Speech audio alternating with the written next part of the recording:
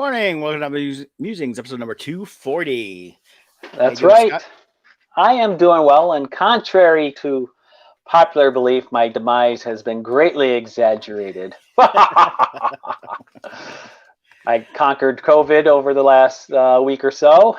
It's been fun, but here I am. All So, right. live and kicking. Where That's is good. my StreamYard? Oh, yeah. I'm looking for the StreamYard on my computer. I forgot I have it on my phone. I'm like, where's Uh, my screen? it's on your phone, It's on my dude. phone. But yeah, so just give everyone a quick update. I can't say too much because the powers that be that are all about following the science will actually silence you if you speak truth. So, needless to say, I did nothing the doctor said, and I am perfectly fine. And if you want truth, go listen to Joe Rogan. All you need to know how to get through this is on there. So that's all I'll say. Mhm. So, Well, how are alrighty. you? I'm glad you're doing better. I'm good. I'm Yes. good. Tired. I've been working a lot lately. I had yesterday off. I did some errands in the morning, and then also my phone goes off, and it's one of my really good customers, so I ran out and shopped their order for them. Which I only do for certain ones in that. So, Right.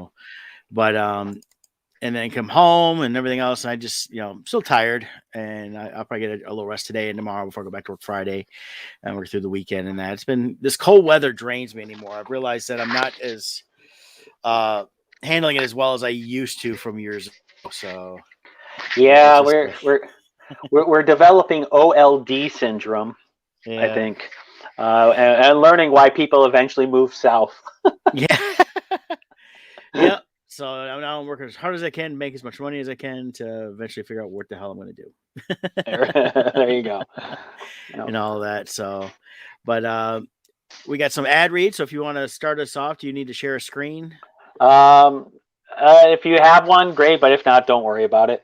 You guys know who Okay. I am. Scott Zambelli here. I'm one half of Team Titans Real Estate. My better half is Jill Webler, and we're here to serve you. You know, we really do care about our relationships. As we always say, the tools of the trade, they always evolve and grow and change. But at the end of the day, it's still a people business, and we make sure our relationships are number one with you. It's still a tight market. It really is.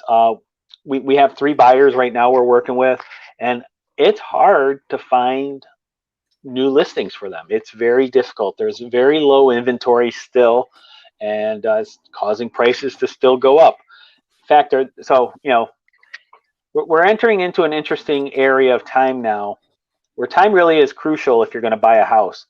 Um, we have supply versus demand. Supply is low. That causes prices to go up. But we also have the Fed saying they're going to be raising interest rates, and the inflation, the way it's going out of control, the way they offset that is through higher interest rates. Now, traditionally, higher interest rates will cause prices to drop, but the things I'm reading, the supply is going to be low enough that prices are still going to increase, plus interest rates are going to increase. And if that happens, you're going to have an exponential increase in what it costs to own a house. So it will be very important to, if you're going to be making decisions to move this year, you may want to do it sooner than later. So give us a call. We'll review your situation. We'll give you a free market analysis of your current home. We'll show you what's available on the market. We'll hook you up with a mortgage rep to get you pre-approved. We can do all that for you. We can be your one-stop shop. Consultations are free, no cost to you. So give Jill and I a call. Our Team Titans hotline is 586-232-5144. Well, someday, Scott, I will finally get through your head to quit using those foul 4-letter F words. The free word. Yeah, I know, but people relate to that, unfortunately. I know. I like complimentary myself. But... I do like complimentary. That's a good one. The real 4-letter word is exposure. Yeah. That's a filthy word. You'll get exposure. You'll get exposure. Yes. No, thank you. I don't want exposure. No, I want money in my pocket so I can buy food and gas and electricity. So the problem is the only time exposure actually helps you pay for things is when you're so wealthy you don't need exposure anymore. Yeah, I still think the exposure actually will send money to you because people are like, oh Yeah. my gosh, so and so Like famous has got something new, and I saw it free on Ellen, so I will go and buy it now. right. Like Mark Hamill. This was a story I saw a long time ago. After Star Wars came out, he just when he would pay for things, he would write checks to pay for them. And after a while, he started to notice it. Like when you go to balance his checkbook or his accountant or whoever did it, they're like, all these checks aren't being cashed. What's going on? And he would follow up with people to say, we need you to cash the check. No one wanted to because his autograph was on the check. Oh yeah. So he started paying for everything with checks. And most times people wouldn't even cash them because they wanted his autograph on that check. So See, if he gave me a check, I'd be like, hey, this is really cool. Sign this, and have him sign something else, and I would cash the check. Yeah. But so he found a way. This was back in the 70s, yeah. late 70s, early 80s. So it was a different game back then. But so anyways, he was shocked. And a lot of stuff back there, I mean, there wasn't like all the big autograph shows, and there's a few here and there, very small ones in Hollywood. But a lot of people at the time that were autograph collectors were hunting down checks of people because people wrote checks from the early 1900s through that, were famous people, and that's how you could get someone's autograph that nobody else could get an autograph of. So that's always and you get their personal banking information. Exactly. And nowadays that could be dangerous. Yeah. So even back then, did they put their social security numbers on the checks? I think so. I don't remember that, but I think back then they did. You might have, yeah. So, but we also have our other great sponsor, Larger Family Chiropractic, where your journey to wellness begins here. You can build a healthy lifestyle with chiropractic care. And at Larger, they do take great pride in providing the finest chiropractic care to each and every patient. They offer on-site digital x-rays, massage therapy, orthotics by foot levelers, young living essential oils, aromatherapy, full line of vitamins, all in a family-oriented environment. Give a call at their Belleville location, 734-697-4244. Visit them online at largerfamilychiropractic.com. We also have the Facebook here at Larger Family Chiro with a call now button with the phone number there in Belleville. So check them out. They've been with us since day one and always appreciate everything they've done for us throughout this endeavor of being a podcast. For sure. Yeah. So I mentioned the Sky real quick. I'm not going to get much into it because I'm only a couple of. I started watching a new show on Netflix. I'm going to kind of recommend. It's more of a cerebral show. There's not a lot of action, but it's definitely very interesting. It's kind of a psychological thriller in a lot of ways. And it is called Archive 81. And let me bring up the Netflix page here. And come on, there we go. So definitely Archive 81 here. And it stars Mahmudo Afi, Dina Shihabi, and Matt McGorry. I didn't know who any of these people are. He looked familiar, and that's Mahmudo Afi, and he's the main star, followed by Dina here. I Googled and found out she's actually of Saudi descent. She's part Saudi, part Palestinian, part German, part something else. So she's a mix. She calls herself an Arab European. She's the first Saudi woman to ever get into Juilliard, as well as the Graduate Actors Academy thing there at New York University. So I was like, okay. So she's got a little bit of a cred behind her, and she's been bouncing a few shows here and there, but she's really good in this. But again, I get to it. Basically, he's an archivist, and he restores damaged videotapes, and he gets pulled into a vortex of mystery involving the missing director, played by Dina here, and a demonic cult. The first 3 episodes, I felt like they're really not trying to hide too much from you. But at the same time, the more they're revealing, I'm thinking there's a lot more that's still yet to be revealed as they get deeper into it. I mean, I know there is, because otherwise the show would suck for the next 5 episodes. But I've been really enjoying it so far. And it's one of those ones I can't binge straight through. I watched 2 episodes last night, and then I watched 1 today after I watched the current episode of the Book of Boba Fett that we are not going to talk about. We're going to talk about last week's. But I definitely recommend checking out Archive 81. I think it's interesting because videotape itself has become this resurgence again among certain collectors and stuff like that. And I like how the show starts off with him on the streets of New York, and there's a guy selling videotapes, and he sells old movies, things like that. But he also has a box of, hey, I found these tapes, don't know, for like $5 a piece. He buys a couple of them so he can see what's on them and that stuff. But he works for like the archivist. It's an actual group. I forget the name of it off the top of my head, but it's an actual group I've heard about before that actually goes through and they clean old films, they restore them, they digitize them. They're trying to save between film, video, all that stuff that is degrading over time. Right. So, well, I'm reading about it quickly here on Yahoo.com, and they're saying that it has not officially been greenlit for a season 2 yet, but they definitely wrote this to have a season 2 and have season 2 planned out. So the showrunner is hoping it will be received well enough to move on. Yeah, so I'm enjoying it so far. So we'll see what happens, and I don't know when it dropped on Netflix. So I just saw it for the first time yesterday on there. So, but I think it's been out for a couple weeks or so. But okay, I'm enjoying it. So.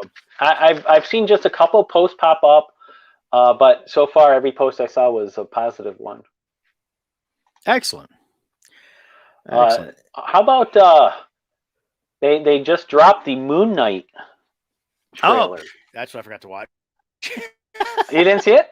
Let me see if I can find it. No, let me see if I can find it. We can do a live reaction for you.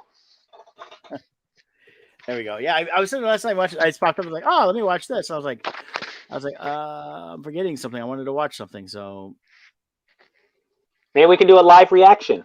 Yeah, here we go.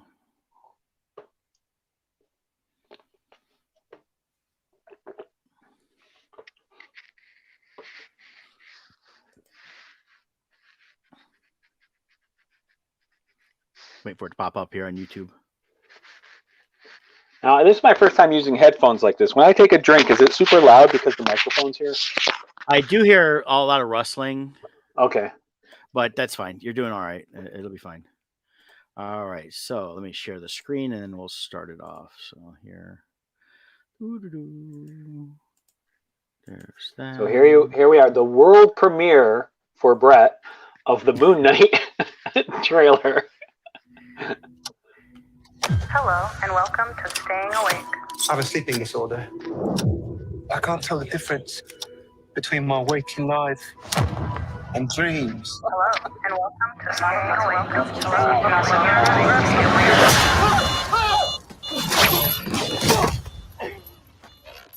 Day and night. In my mind. I think I'm losing it. Day and night. Real catch you are. You're bloody useless, Stevie. Stephen. I can't tell the difference between life and dreams. Thank you. Lost the contact lens. Hope you find it. Thanks.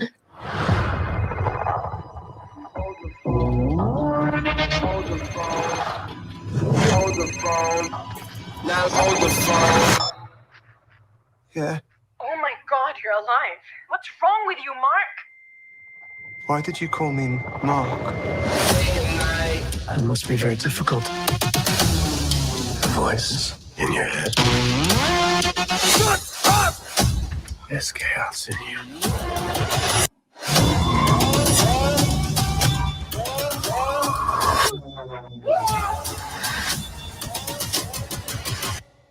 Embrace the chaos.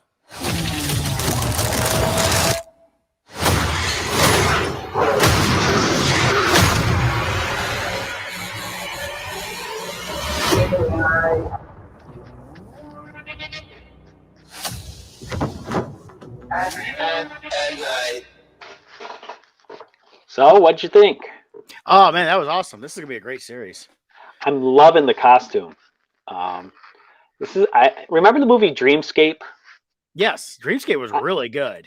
I think this is going to have kind of that feel in that, like he's blurring the lines between dreams and reality because of his insomnia. Mm-hmm. Michelle Rodriguez likes the music. Yeah, me too.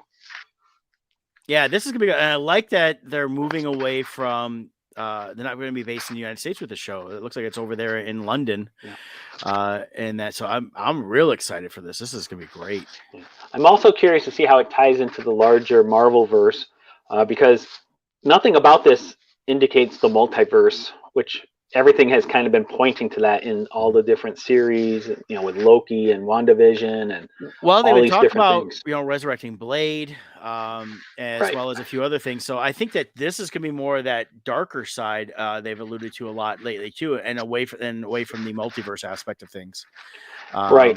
So in some ways, even though it's Morbius is Sony, it could still tie into a lot of that and bring all that around. So yeah, this So definitely excited on ties into more that horror side of Marvel, just like Morbius is going to be doing. And then the Mhm. rumor mill is saying what I was reading this week, since I had a lot of downtime. It sounds like Wesley Snipe is expected to be in Wesley Snipe is rumored to be as Blade in the Doctor Strange movie. Tom Cruise as Iron Man. They're saying Nicolas Cage is coming back as Ghost Rider.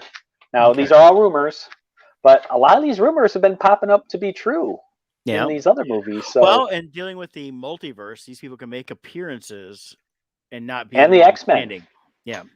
Well, and that's been the talk. I mean, there's been a lot more talk about that. This is the way it's going to draw the X-Men finally into the MCU Yep. and relaunch that series, as well as I've been seeing a lot more stuff about Fantastic Four. Yeah, I read Patrick Stewart will be in it, but he will be a different version of Professor X than what we know from the X-Men movies. Okay. And then Hugh Jackman is rumored to be coming back to fight Captain America. Oh, that might be fun. So, So it's kind of, it's not, if they're doing something like that, then we might get a little bit of a Avengers versus X-Men they've done in the comics a couple times here. So that's what I'm hoping. So There's so many possibilities, but here's what I know. With the long history Marvel has, this could easily be. Well, I can guarantee you this would be too complicated of a story for DC to handle. but Marvel has done a masterful job. I mean, Spider-Man was a great. That when you have a movie with that many cameos, it's so easy to destroy it. Mhm. DC proved it many times with Batman, with how many people they would put into a script, and it just wouldn't work. It would fall apart. Yeah. Spider-Man worked, and it maintained itself as a whole movie, and all the characters were respected and given strong roles without it just being this showcase of people. Yeah. And well, and that's where DC is, I think, Walter, when they try to bring too many characters in it, you get just basically a showcase. It's not really actually story driven. And with the Spider-Man show, that you have a solid story, you deal with it, you address where they come from, address the issues they dealt with there. And then what they actually had was you had a group of technically bad guys, but most of them were like, hey, we just want to go home, man. We don't want to be here. You're not ours. And then there was a battle that when they showed up, but you also had the one real big bad, which they made the Green Goblin, which is, Willem Dafoe was just spectacular in. And that's what DC messes up. They even go back to the 90s with some of the Batman films. It was like, here's all these villains, and everyone's an alpha villain that's all trying to do their own thing. And even when they try to team up, it was still their own thing. And it always just faltered. So, yeah, and Batman would get lost in the background. Yeah. And which is why they can't keep a Batman actor. Yeah. The Batman actors just feel like they're a prop. Yeah. And that's the whole thing. It's, Chris Nolan did the best of the Batman movies, and really Dark Knight is the epitome of what they should be doing. And too much, again, at Warner Brothers is they want to say, oh, but we got all these other villains. We should throw as many as possible. And it's like, no. First of all, nobody's buying your toys anymore because your toys are crap. Second of all, it's like, why have multiple villains when you can actually have one or two, depending on how they work, and concentrate more on the story? I mean, look at Dark Knight with, we had a lot of Batman in that, and we had a lot of Joker, and they were able to build those characters up to the epitome that was the end result. Now, I would argue there is one Batman movie that successfully had tons of villains. Mm-hmm. And it's the 1965 Adam West Batman movie. Well, and that one did work, but again, it was done more campy, so that's what made it work. But that was the style at the time. Yeah. And it's easy to dismiss it because it was more comedic, but it worked. The story worked. And having all of those villains still worked. And they successfully pulled it off. Yeah, they weren't making them all alpha villains. They were all, they had joined forces to get rid of the Batman. And when DC's, even when they say they're going to do that, it just doesn't ever work. I mean, they try too hard this route. Where at least with the Nolan one, when he introduced like different villains through different things, somebody didn't have to spend the whole time dealing with Scarecrow. You didn't need a whole movie on the Scarecrow around. So yeah, the unfortunate thing for the Nolan verse and for everybody is with Heath Ledger passing, that derailed the story arc he was setting up. Yeah, he had a 4-movie total they want to do. It was basically a 3-movie story arc starting with The Dark Knight. He was going to have a movie in between, then bring back Heath Ledger's Joker. That was always his plan. He never wanted to bring in Catwoman. He never wanted to bring in Robin. Right. When he said he had to bring those in, that was the last movie we got with Bane, and And he didn't even want to make that movie. He gave up. no, he was basically like strong armed to do it because they're like, well, you've got a contract still, and so does Right. Christian Bale, and Bale didn't want to work with anybody else, so they basically we get a result, which is still my least favorite of those movies. So, I agree. in that, but we'll see. I mean, DC is just. I really wish they would get their act together in terms of story. They need someone helming it, not a committee of they.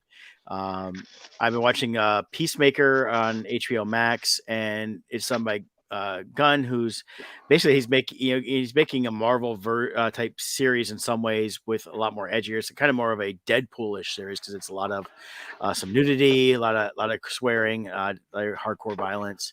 It's very weird in terms of how it is, and it's definitely not safe for kids. So I mean, I would say if you're interested in something, check it out. But it's interesting. I mean, John Cena is kind of breaking his own mold in some ways. So, although in the other movie he's done, he always does a butt scene and he does penis jokes in almost every movie he does. So. Yeah, it was funny when he was in that Amy Schumer one, Trainwreck or whatever it was called. Oh yeah. He was hilarious in that. Yeah. So, and so this is the Peacemaker is definitely a character that has no filter. He says exactly what's on his mind, regardless of whether it's politically correct or not. And some of it's funny, and some of you're going, "Ooh," it's like, but I think it's meant to be cringy.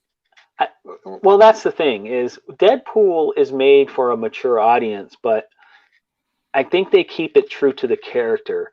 Yeah. But the Peacemaker show, I just felt like they were being vulgar for the sake of being vulgar. Like they were trying to be shock jocks. Yeah. And here's the thing with shock jocks. At some point, they're no longer shocking. And then the gimmick is done. Howard Stern. People got bored of his shtick after a long time. Marilyn Manson. After a while, you can't shock us anymore. And then nobody cares about Marilyn Manson anymore. And when your whole thing is based on just shock value, it eventually gets old. Yeah.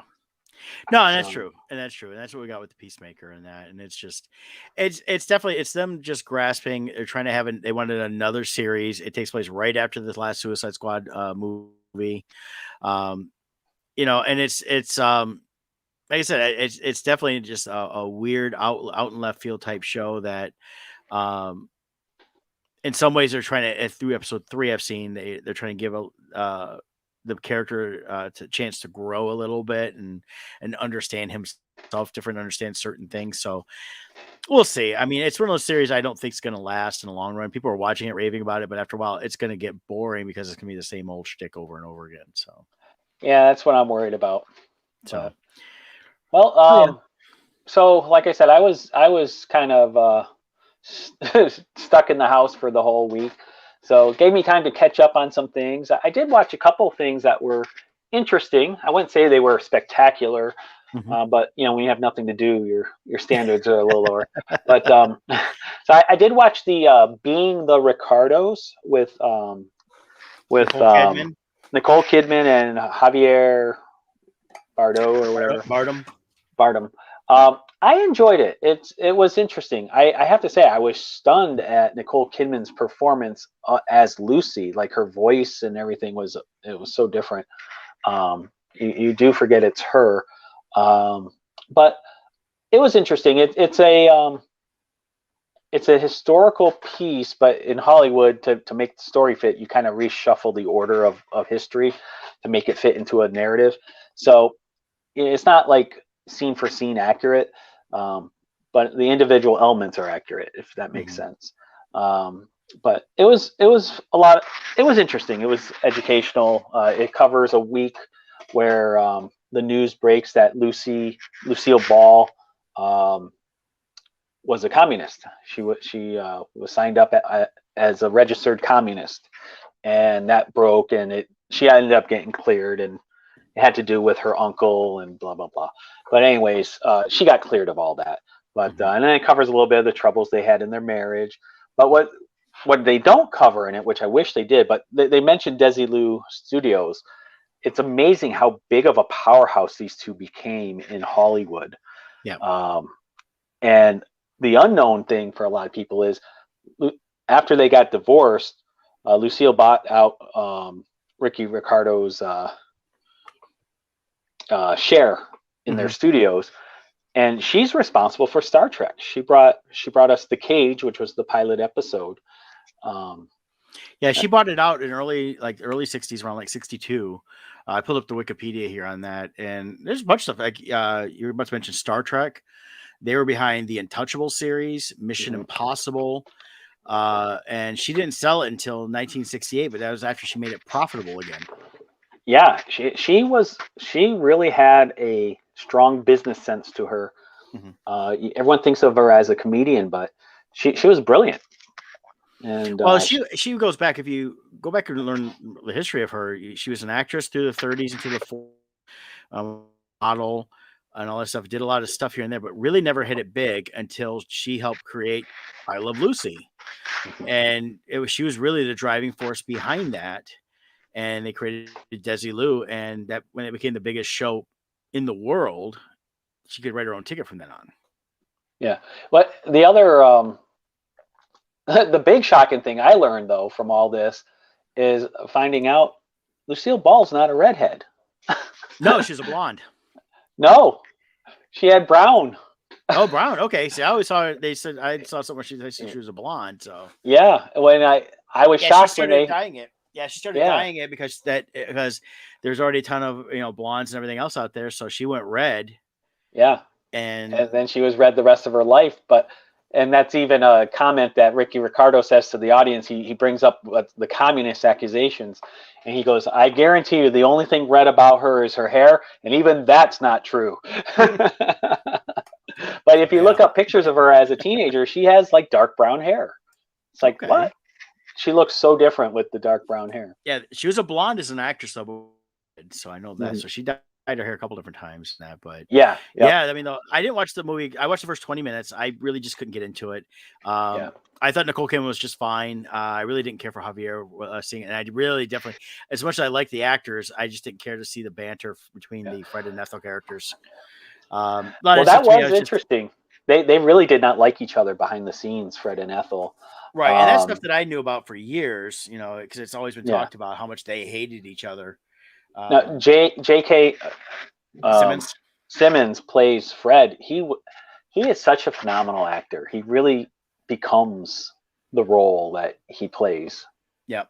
And but even the woman who played Ethel, Vivian Vance, is the actress's real name. Yeah. In real life for I Love Lucy. She hated being Ethel. She was going to counseling and everything because I guess she was actually a good-looking woman, but for the role of Ethel, they wanted her to put on weight, be dumpy looking, and to make her look very average. And it psychologically messed her up, having to constantly be this average-looking person who, as she says, I'm married to a guy old enough to be my grandfather, and I'm not even pretty enough to keep him happy. Yeah. And it really messed with her psychologically to play that role for so many years. Yeah, sure. So it's Javier. It is Javier from No Country, Javier Bardem. He's been around for a long time. So he is a good, versatile actor. I got used to him in this role, but it was hard, with how I know Ricky Ricardo. It just didn't match up to me. Yeah. Well, Vivian Vance was, I pulled her up real quick. She was born in 1909, so she was in her 40s when she did the Lucy show. But yeah, she was an attractive woman, younger in that. And they definitely made her play a lot older. Because, I mean, she would have been in her 40s, and the guy that played Fred, he was about 20 years older. So I mean, he wasn't old enough to be your grandfather technically, but old enough to be your father for sure. Right.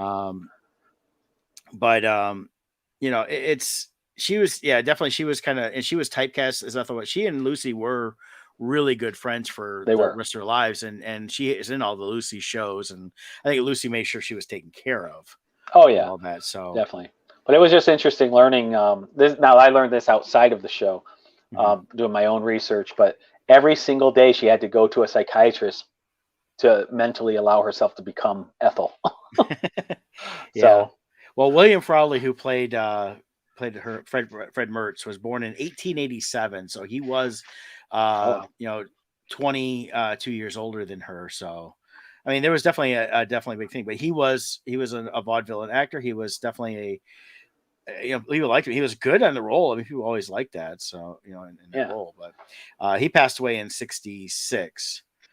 So, Okay.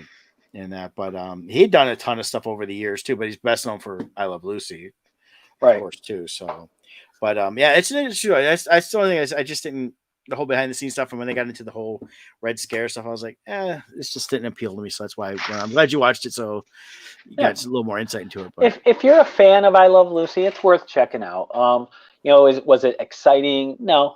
I mean, even being trapped at home, it took me 3 different viewings to get through the whole thing. Like, after about an hour, you're like, okay, I watched enough. I'll come back tomorrow. Yeah. So, but when you're sick and can't do anything, it's more appealing to. If I was kind of stuck and didn't feel like doing anything, I probably would have left it on and just let it run. But yeah, I mean, I like this story of who Lucy is as a whole and everything she's done over the years. But that little movie, I liked the way, like I said, Nicole Kidman, she really embodied Lucy as best as I've seen anybody try to do. So. And then the other thing I watch, I'll go really brief on this. I'm not going to get deep on it. Is The Real Charlie Chaplin on Showtime. Mm-hmm. It's a documentary about Charlie Chaplin, who he was. It's very interesting because there were so many parallels between him and Lucy. He also was accused of being a communist, and that ended up ruining his career. Like Lucy, he was a perfectionist. The whole thing focuses on how Lucille Ball was like stuck on this one scene where it had to be absolutely right and kept making him redo it. Well, Charlie Chaplin far beat her out. In this one particular movie, he took over 500 days of shooting one scene over and over again. And it wasn't coming out the way he wanted, and he just kept reshooting. Got to the point where he fired the actress because it must be her fault. Cast a new actress, shot the whole movie again, all the other scenes again, with the new actress, still couldn't get the scene to work, so fired her, rehired the old actress, and they finally figured out what was missing in the joke, and it was interesting. But and then after the communist accusations, his stardom just disintegrated, and he kind of became this hermit. Him and his family went to live in Switzerland, and kind of he never regained his popularity. Well, at least not during his lifetime. Right. Since then, I know they did the Robert Downey Jr. movie. Film festivals have taken off and still showcase a lot of his films. Having cable channels like Turner Classic Movies, they showcase him every couple of years or so, and they'll show a bunch of his movies, especially The Great Dictator, which was his jab at the Adolf Hitler. Which was his only time speaking in a role, too. Yep. So... and he did a ton of stuff, and but yeah, he definitely was a filmmaker. The thing was, when you watch the Robert Downey Jr. one, you kind of get, of course, a highlight reel of everything he did over that time. But it was if you watch, he got thrust into acting. He'd already kind of been doing it, and then he saw the filmmaking because he was doing vaudeville, and from there he learned everything he could about filmmaking. And then him and several other key players from back then created United Artists, which is still around to this day. Which is another parallel to Lucille Ball. He started up a major company studio that still is here now. Lucille Ball, her company ended up becoming Paramount. It's amazing how closely both of their careers kind of did similar things. Yeah, I've got the thing off now, but the Wikipedia for the Desilu is, they sold it to one company, which got bought out by Universal, which got bought up by, it bounced around a little bit. Mm-hmm. But right now, the CBS Paramount owns the entire library of Desilu stuff, which is, of course, all the Star Trek. That's how Paramount got Star Trek, was by buying Desilu, because they were the producers on that back in the day. And a lot of other great shows that came from that. So, I mean, definitely a powerhouse. And then same thing with United Artists. United Artists Corporation is still around today. They do business as United Artists Digital Studios. But it was 1919. You had Charlie Chaplin, D.W. Griffith, Mary Pickford, and Douglas Fairbanks. They were the top creators and stars of Hollywood in 1919. And they just got tired of working for these other studios that, were trying to crank out like 100 films a day. And Oh yeah. and they wanted to actually make good movies. I mean, it gets a lot of criticism now, but you look at Birth of a Nation from D.W. Griffith and the filmmaking aspect of it for 1915 or whatever when it came out, extraordinary. And it actually, an interesting thing is at the end, he had shot it with 3 cameras together and it actually goes widescreen. That was like the first time widescreen was technically done, although it's actually 3 cameras that had to project it all in sync to be able to get that viewpoint. Wow. So it's a neat thing on that. So that's what I learned in film school. So The other thing that's amazing is the stunts. I mean, it's amazing these guys didn't kill themselves.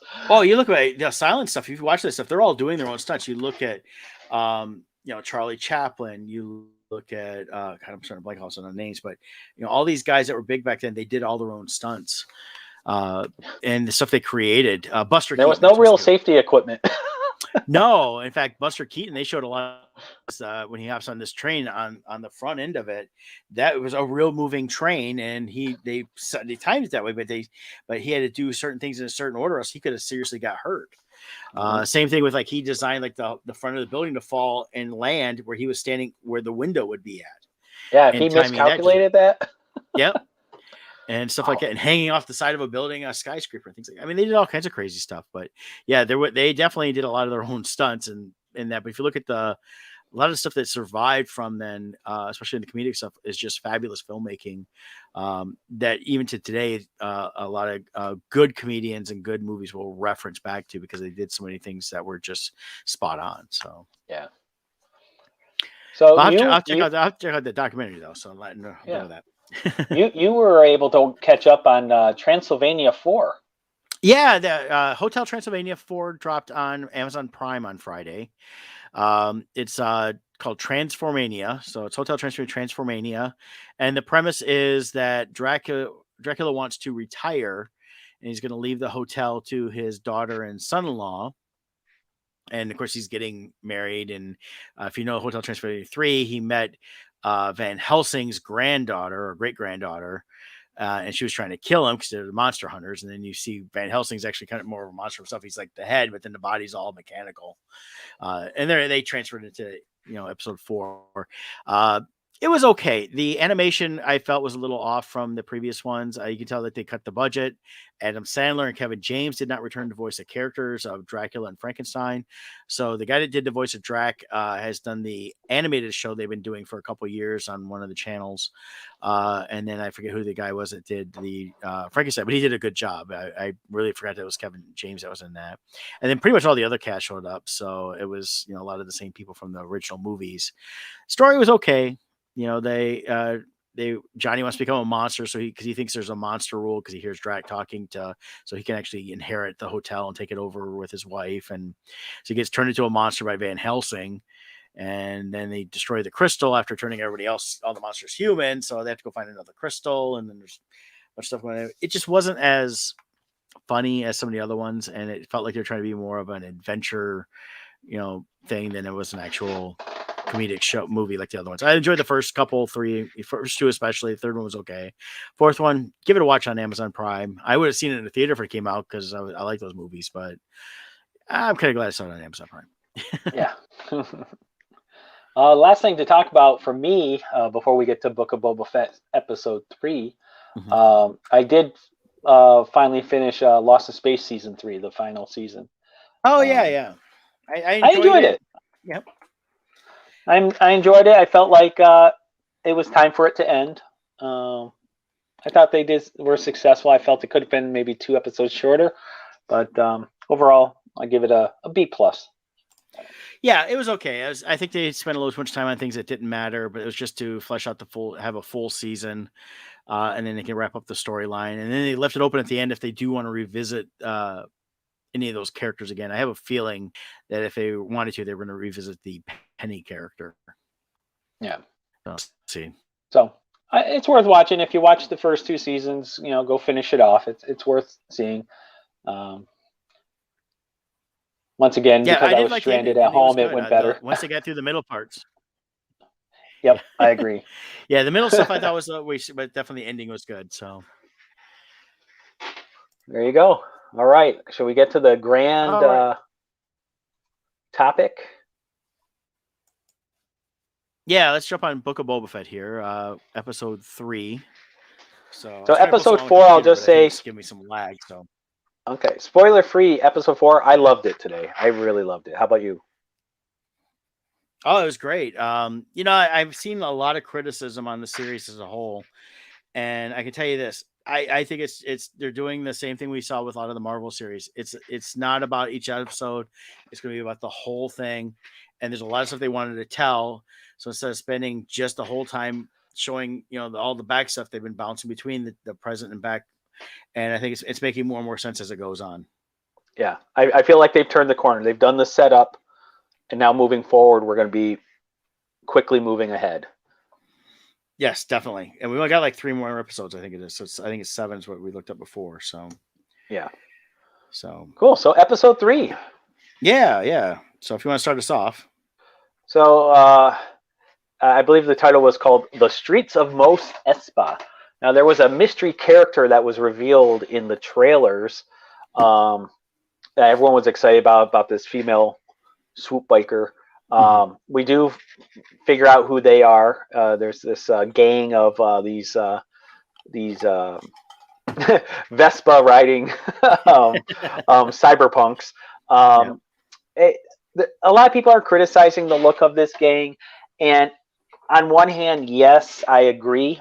It doesn't have, to me, it feels more Spy Kids the way these people look than Star Wars, and because we got Robert Rodriguez doing it. But and I felt a little more like a Alita Battle Angel in some ways. Yeah, yep. But I'm okay with it still. It's not my I wish the designs were a little different to feel more Star Warsy, but it's not so bad that I'm just like, oh my god, they ruined Star Wars. So I'm okay with it. I can deal with it. They're called mods, I think, is what they're calling them. Yeah, they get modded up. So they pay for like the one guy's got an electronic eye basically, and they want different parts, different things. So it's kind of their way. Instead of modding up their phone, they mod up themselves. Yeah. So that was the big controversial part is the reveal of this. A lot of people are doing these memes with Vespa gangs riding their scooters through the streets, which is funny. Yeah, I personally was fine with that. They're exploring an aspect of Tatooine we haven't seen a lot of. I mean, Mos Eisley was always the place we saw there. Mos Espa hadn't fully been explored, and it's definitely its own thing versus Mos Eisley and what's going on. And of course, at this point in time, we're a few years past the end of the Empire. Things are a little different in the grand scheme of the universe. So I can see, like these kids, like, hey, we want to have our own speeder bikes and go from there. So now, a funny cameo was the appearance of Stephen Root as the watermonger. For those who don't know who Stephen Root is, you might recognize him as the man who lost his red stapler. Yes. He's a great character actor. He's done literally hundreds of movies. He's been in some top ones. He's in Office Space, and he, lost his red stapler. He was in Groundhog's Day. He was, I'm trying to think much. He pops up everywhere. He's just been, it's like, also, there's Stephen Root. Oh, there's Stephen Root. He's definitely a hardworking character actor who's done very well in Hollywood, where he's probably had, been in a bunch of the top movies, and he's had some feature roles too. So he's not just a character actor. He's been in a lot of major stuff as well. So, yeah. So what were some highlights of the episode for you? Well, the biggest one for me was we had the twin Hutts come in and basically apologize to Boba after they tried to kill him with the I forget, it's the Wookiee bounty hunter. Yeah, Black Kristink. I don't know, something like that. Yeah, they said his name on today's episode. I was like, oh, okay, I have to try to remember how to say that, and I forgot already. Right. But he's an awesome character, and since Boba beat him, he was returning him. They offered him as a slave. He set him free, but they also brought a gift to him and say, hey, we're leaving you alone. This is your world. We're not going to try to take it back over for Jabba's territory here. And they gave him a young Rancor. And, yes. And then the Rancor guard is Danny Trejo. Yes. Who did not bring tacos.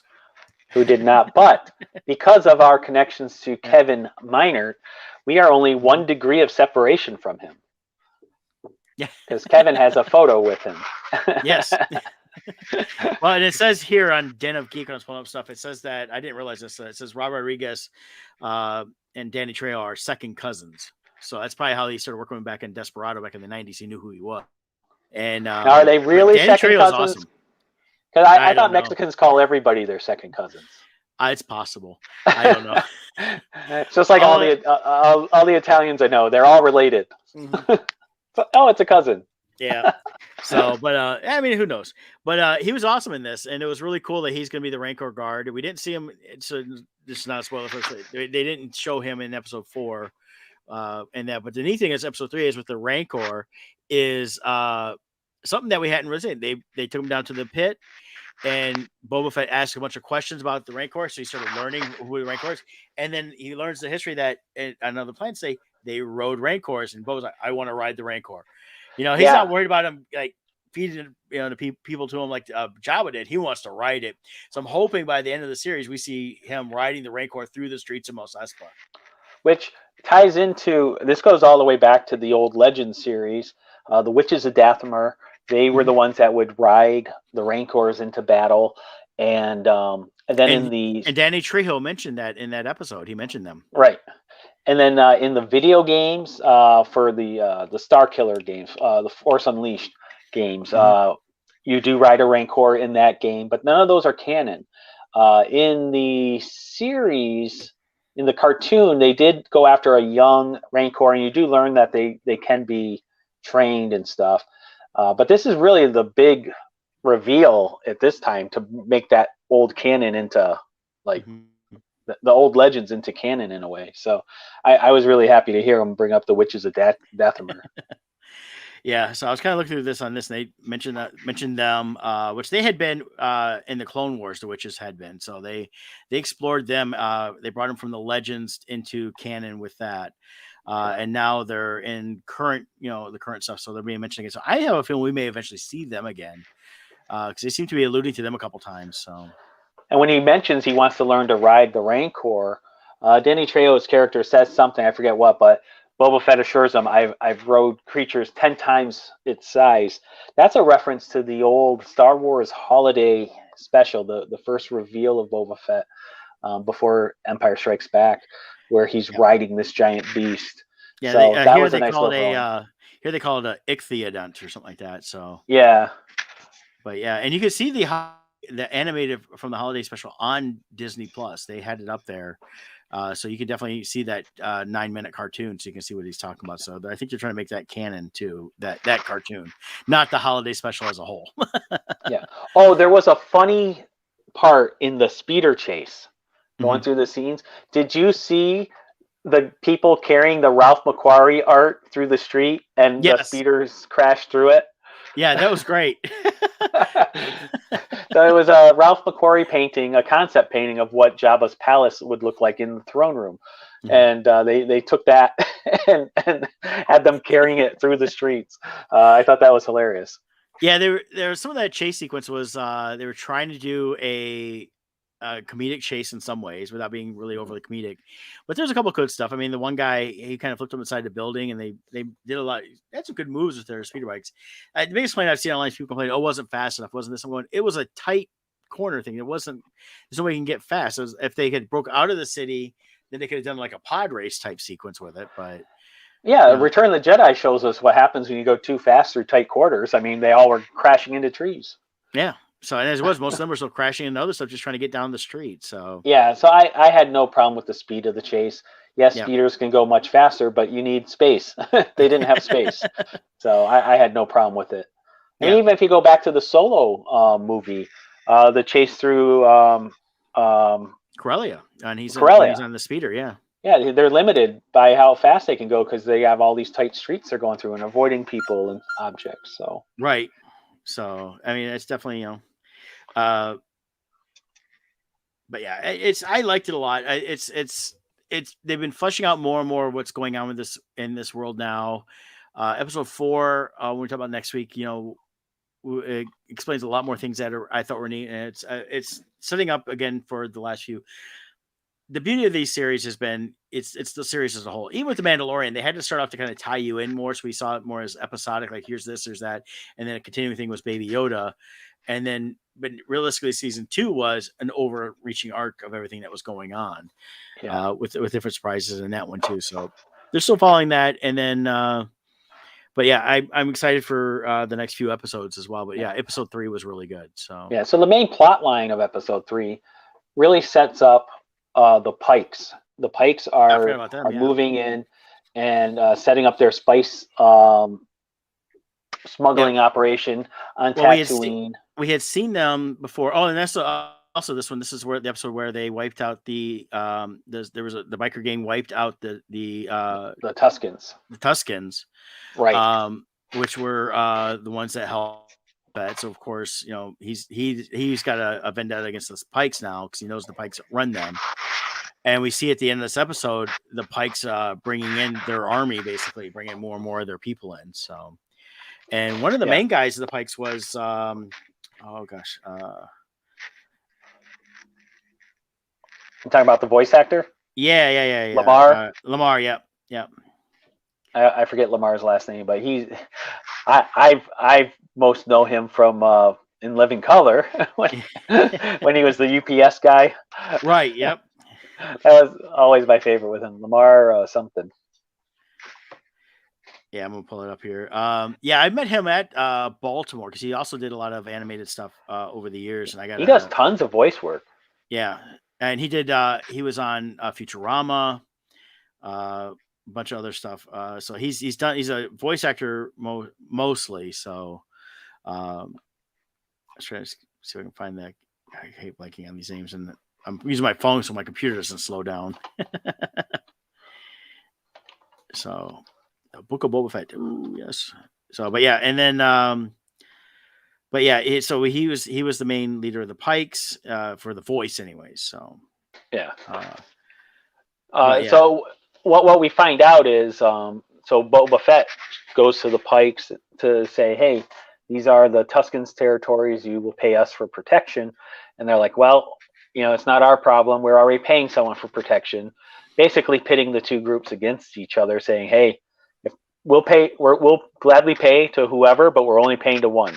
So Boba Fett goes back. He's getting ready to go after them, and that's when he finds out they struck while he was gone, and that then wiped out the Tusken village. Yep. So, and that was, that's been a key point of this whole series for Boba Fett not wanting to be just a lone bounty hunter and kind of embracing the idea of family. And wanting to create this crime syndicate and go from there. So, I don't think it's a big spoiler. This week, I'll just say they get into more of the motivation of why Boba Fett is leaving bounty hunting behind him, and I think they handled it very well. And I think it does a good job of explaining how Boba Fett is now as an older, wiser Boba Fett versus how he was in his younger years as a bounty hunter. Yep. And you're also seeing, as he's aging, he's realized that he just can't continue on that path anyways. Not that he'd want to, because he keeps hinting at it more. So, as he says, working for idiots who are only going to get me killed. Right. Because, that's basically what it is. So, I like that line. Yeah. I greatly identify. Yeah, I was kind of going through one more little thing on that with the back with the Rancor. The eyes were covered on the Rancor, and he had not imprinted on a human. So the first human he imprinted on was Boba Fett. Mm-hmm. So, that's that was. I think it's gonna be key to him eventually writing it in the series. I mean, when they said that, I'm like, oh god, they're gonna have to go to that. So. Oh yeah, I'm sure there's gonna be a final battle where we see him, which is gonna be awesome. I remember how awesome it was in the video game when it happened. So I know they'll do an awesome job in this one. Yeah, I can't wait. Phil Lamar. Sorry. That's right. Yeah. Lamar's his last name, not first name. Yeah, Lamar I can remember first name. I couldn't remember Phil, but yeah. So he's definitely he's in part of the Book of Boba and part of Star Wars now. So that's awesome. So I can't wait to talk about this week's episode. I think it really turned a corner. So next week, I'm really looking forward to talking about today's episode. Go watch it. I think you're going to be very happy with where things are going. Yeah, I'm excited for it. And with the new Moon Knight coming out, there's also I saw a thing too. Bad Batch season 2 is going to premiere. It looks like at the end of March. Oh, I perfect. saw something the other day on that. So they're really going for a lot of stuff. We're going to have eventually here a couple 3 series a week popping up on Disney Plus when it's time around the MCU and Star Wars, things like that. So they've got a lot of them in production right now, and eventually they're going to have to start crossing over a little bit. So Yeah. but yeah. It's all exciting stuff. We got Andor coming around the corner. There's so many good things, and knock on wood, they keep up doing what they're doing. I hope so, because I'm enjoying it all. It's been some of the best television out there right now. So I agree. Awesome. Hey, we're kind of reaching the end of the hour. Look at that. So, just like that. Yep. So join us next week for episode number 241. Of course, more Book of Boba, whatever else we can come up between now and then. And probably next week we'll talk a little bit about the upcoming Bardstone Kickstarter of the Poe pins that we'll have available, because that'll be launching here in just a few weeks also. So and regarding Crimson Shadows 3, the artist proof has been ordered, the physical copy. The digital proof has been approved. Mm-hmm. So I should be receiving the physical copy any day now. As long as that looks good, everything will be kicked off for the full order, and I should have that in a couple weeks after. So awesome. We'll start shipping soon. Fantastic. So, hey, join us next week. We'll have a lot more fun, guys. See ya. Bye.